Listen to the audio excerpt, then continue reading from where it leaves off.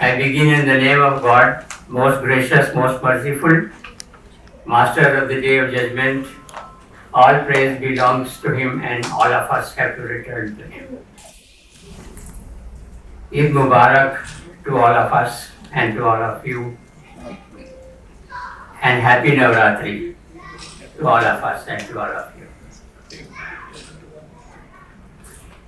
We are extremely grateful to all of you, ladies and gentlemen, and happy families, for having accepted our invitation and graced this solemn occasion of Eid Milan, including the families of so many people, and it's my privilege to receive all of you, but then I'll be taxing your time if I read all the names. These are the people who have accepted the invitation, and most of them are here already. So I welcome all of you with families.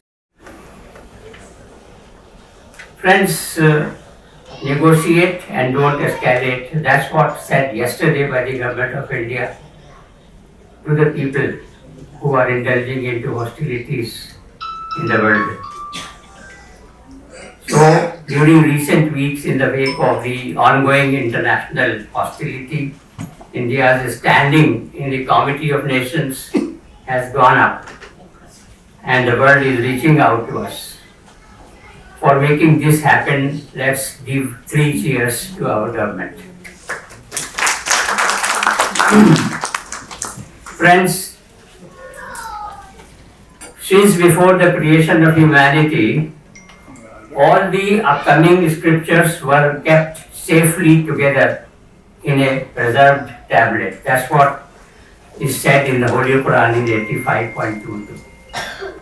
In Arabic it's known as Lawh al-Mahfuz, preserved tablet. It says that since before the creation of humanity, all the upcoming scriptures were kept safely together in a preserved tablet. And before the world came into being, God had sent down His comprehensive message in nascent form from His preserved tablet to the worldly sky. Incidentally, friends, that happened during the night of mystic power, one of the last few nights during the month of Ramadan, which has just gone by. On this night, angels descend to earth carrying God's bounties and instructions, and well-researched scholarly opinion converges around the belief that the revelation of all other scriptures to the other messengers also occurred during similar nights. This is indeed a strong directive for maintaining interfaith affection. Names of some messengers, this is very important to note. Names of some messengers are mentioned in the Quran, while many other names are not mentioned. By the way, I think 25 names are mentioned. But most of the messengers' names are not mentioned in the book. In different parts of the world, great spiritual names occur in multiple theologies. Some of these spiritual persons were among those revered messengers whose names are not mentioned in the Quran. Nonetheless, all the believers are duty bound to equally respect all of them as mentioned in 2.285. So that is the directive. Many Muslims also don't know about this. That if, as a Muslim, if I don't respect all the messengers of all the faiths, then I am not a real Muslim and I will be caught up. So similar is the case with the spiritual books, and names of some books are mentioned in the Quran and names of many books are not mentioned by name in the Quran. So the poet has taken inspiration from this supernatural phenomenon. He says that है राम के वजूद पे हिंदुस्तान को नाज, अहले नजर समझते हैं इसको हिमा में Hind. India is proud of the existence of Lord Ram, and spiritual people consider him predate of India. Similarly, about Sikhism, the poet says, for Sardar Guru Nanak Singh Sahib, उठी आखिरी सदा तौहीद की पंजाब से, हिंद को एक मर्द कामिल ने जगाया ख्वाब से. Again from the Punjab, the call of monotheism arose, and a perfect manner roused India from slumber. Friends, if you are ever interested for some details in this regard, you are most invited to watch 9-minute video of myself on YouTube, known as Interfaith Love, the Islamic Mandate. So, God has networked the humanity in the form of communities led by different prophets, many of whom were given scriptures in their respective languages. And what was sent down earlier from the preserved tablet, as I mentioned in the beginning, to the worldly sky was a compendium of God's perspective planning for the universe, including the spiritual life on earth. And God has shaped us, friends, ladies and gentlemen, into races, nations and faiths. That way He has put us to test during our stay on earth. He evaluates as to, despite being apparently unlike each other in more than one ways, how do we respond to His message, and to what extent we accommodate, love and help each other. He is testing as to how much are we able to appreciate God's design of intrinsic human unity interspersed into outwardly group diversity. The Holy Quran says in 2.285, La nufarriqu bayna ahadin min rusuli. Do not differentiate among the messengers of God. Swami Vivekananda said at the first Parliament of World Religions in Chicago in 1893, as the different streams having their sources in different places all mingle their water in the sea, so, O Lord, the different paths which men take through different tendencies, various though they appear, all lead to Thee. This is equally reflected in the philosophy of many other spiritual books, like the holy Vedas say, Ekam Sat Viprah Bahuda, meaning thereby there is only one truth and wise men tell it differently. Many other spiritually enlightened personalities of the world have also been similarly spreading high virtue. Friends, Quran begins with describing God as Rabbil Alameen, creator and sustainer of the worlds, all inclusive, and ends with God's description as Rabbin Nas, creator and sustainer of all the human beings. Not talking only of Muslims, all the human beings. That way, addressing all the humanity and indeed the entire creation. That is the powerful mandate for maintaining interfaith love and affection. And also this is squarely translates into the Constitution of India, which enshrines in Article 51A(e) that every citizen is bound by the fundamental duty to promote harmony and the spirit of common brotherhood amongst all the people of India, transcending religious diversities.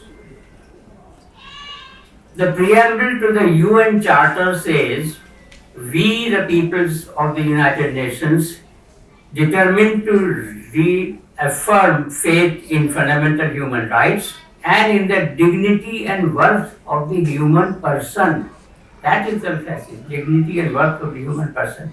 And it calls upon the world community to practice tolerance and live together in peace, and for achieving that purpose, to unite our strength. Let us thus, ladies and gentlemen and children, rededicate ourselves to the spirit of mutual accommodation. Let us seek mutual help and friendship and stand firm in constancy and patient perseverance. Let the believers of all faiths emphasize justice, reconciliation, harmony, and peace. Let the followers of all beliefs appreciate that there is a common destiny based on love and peaceful coexistence. Let us jointly appeal, friends, to the followers of all religions and faiths to work together for strengthening resilience and mutual respect, thus enhancing human dignity and joining the chorus in praise of God. Let us also urge all the formations and organizations to join hands and contribute in creating and nurturing an atmosphere of trust and understanding. So therefore, friends, at Interfaith Coalition for Peace at all levels, the numerically major faiths of India, Hinduism, Islam, Christianity, and Sikhism, are equally represented, and people of all other religions also enthusiastically participate in the deliberations and the programs. We sponsor interfaith youth gatherings, we organize interfaith women's journeys, we organize group discussions on topics of common interest like fasting, light, environmental protection, etc. We also participate in praxis, like projects for empowerment of the deprived. So friends, successful human existence is all about keeping the soul above the body, irrespective of religious affiliations. Just keep the soul above the body and we are ahead of the game. And centuries old underlying principle of Indian social order, Sarv Dharm Sampann, let all faiths manifest, also reaches us there only. So friends and ladies and gentlemen and children, we need to put our heads together and mull over possible institutional changes to be effected in the intra-humanity universal network. And let us reminisce, ladies and gentlemen, that the humanity was created out of one couple. At any given point of time, therefore, any kind of mundane boundaries should not be an impediment in the way of human development and progress.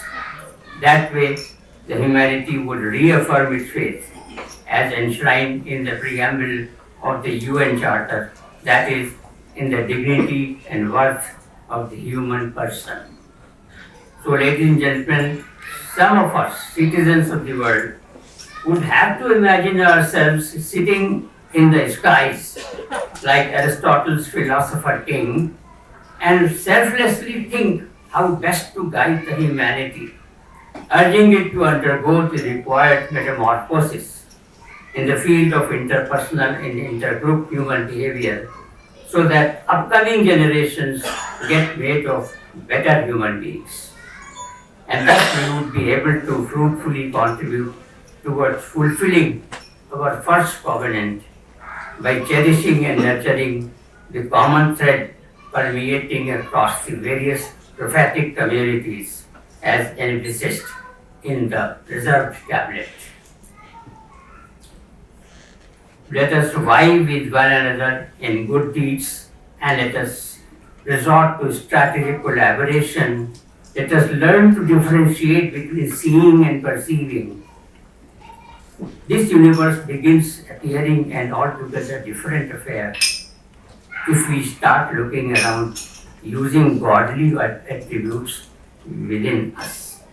कुछ और ही नजर आता है कारोबार जहाँ निगाह शौक अगर हो शदीद बीनाई. Our vision is therefore appreciation of common destiny and let us seek mutual help and friendship. Recently there was, I just put up a photo here because the Interfaith Iftar was held on the campus of Jama Masjid. So this is what I had to say, And before I close, Taj Mahal, friends, we feel mostly that it represents love, human love, and it represents beauty. But I was posted there about 20 years ago, then I realized that Taj Mahal also is a vehicle for carrying God's message to humanity. So after that, we worked on that in the Interfaith Coalition for Peace for about a decade, and we have come up with a coffee table book known as Taj Mahal's Spiritual Message. And some copies are here kept outside. Kindly take it as a complimentary gift from us on the occasion of Eid and Navratri. So let's light our candles together. And one thing, that in addition to what India International Center has organized for our lunch today, Simania is a special dessert.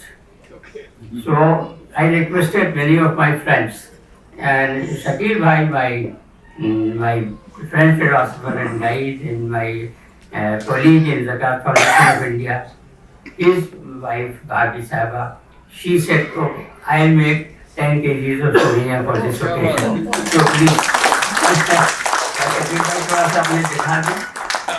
Shakeel भाई कहाँ पर है? बाहर चले गए। अच्छा चलिए। Okay. आपका मेंशन हो रहा था शकील भाई। ठीक है। तो these are Eid's special dessert। तो हमारे शकील भाई भाभी साहब ने तैयार किया है उसको। Thank you very much. Please do visit us at icpindia.org and zakatindia.org.